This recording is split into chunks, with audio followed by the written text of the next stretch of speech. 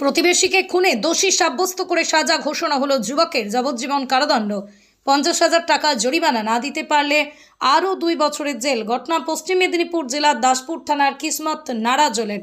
অভিযুক্ত যুবকের নাম সৌরভ গিরি ওরফে তুফান। আদালত সূত্রে জানা যায় ঘটনাটি ঘটে 2022 সালের 14ই মে। ওই রাতেই তুফান প্রতিবেশী অসিত মাইতি বয়স 55 বছর আক্রোশবশত চেলা কাঠ দিয়ে পিটিয়ে খুন করে। ঘটনার অভিযোগের ভিত্তিতেই তুফানকে গ্রেপ্তার করে দাসপুর থানার পুলিশ। প্রায় 3.5 বছর পর ঘাটলের অতিরিক্ত জেলা ও দায়রা জজ ময়ূখ মুখোপাধ্যায় যুবককে দোষী সাব্যস্ত করার পর আজ তারা সাজা ঘোষণা করে।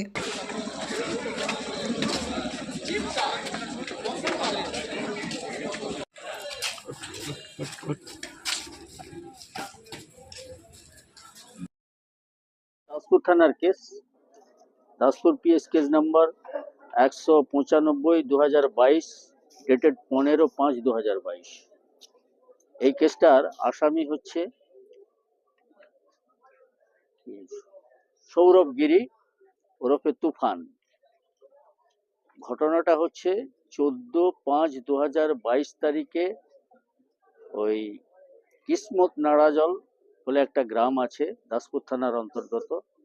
সেখানে একটা পুকুর আছে, দোলই পুকুর বলে। সেখানে অসিত মাইতি তার পুকুর পাহারা দিচ্ছিল রাত্রি প্রায় 11টা নাগাদ। এই সময় এই আসামি সৌরভ একটা চেলা কাঠ নিয়ে তাকে প্রচন্ডভাবে মাথায় মারে, উপর্যুপরি মারতে থাকে। মাথা থেঁতলে যায়, রক্তাক্ত জখম হয়ে পড়ে যায়। তার আর্ত চিৎকারটা শুনে পাশে 3 জন লোক, যথাক্রমে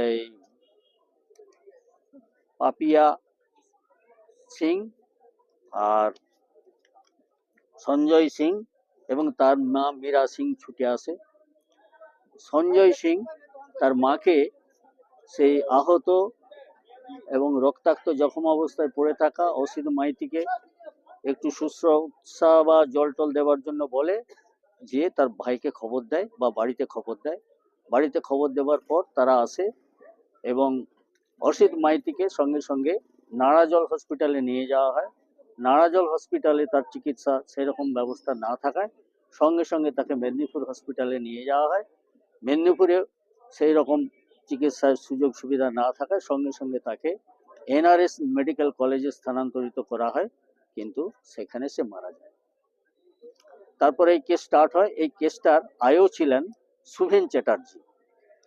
শুভেন চ্যাটার্জি তার তদন্তকালে মোট 12-13 জন সাক্ষীকে জেরা করেন বা 161 স্টেটমেন্ট রেকর্ড করেন এবং পরবর্তী ক্ষেত্রে সেই যে লাঠি বা চেলা কাঠ দিয়ে মেরেছিল সেই চেলা কাঠটা উদ্ধার হয়। এবং আমি এই মোকদ্দমার পাবলিক প্রসিকিউটর ইনচার্জ হিসাবে কেসটায় পাওয়ার ফাইল করি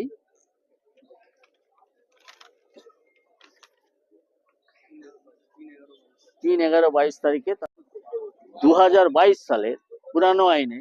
সেই জন্য 302 ধারায় দোষী সাব্যস্ত হয়েছে গতকাল, অর্থাৎ 22/12/2025 তারিখে। আজকে তার সাজা ঘোষণা করলেন learned additional district and session জাজ ঘাটাল ময়ূখ মুখোপাধ্যায়। তাকে 302 ধারায় সশ্রম কারাদণ্ড দেওয়া হলো যাবজ্জীবন, অর্থাৎ রিগোরাস ইমপ্রিজনমেন্ট ফর লাইফ, 50,000 টাকা নগদ জরিমানা। 50,000 টাকা দিতে না পারলে আরো 2 বছর সিম্পল ইমপ্রিজনমেন্ট, আর 50,000 টাকা দিলে সেটা সরকারের ঘরে যাবে। আর যতদিন সে কাস্টডিতে আছে সেইটা তার লাইফ ইমপ্রিজনমেন্ট থেকে বাদ যাবে। রিগোরাস ইমপ্রিজনমেন্টের মানেই হচ্ছে সশ্রম কারাদণ্ড।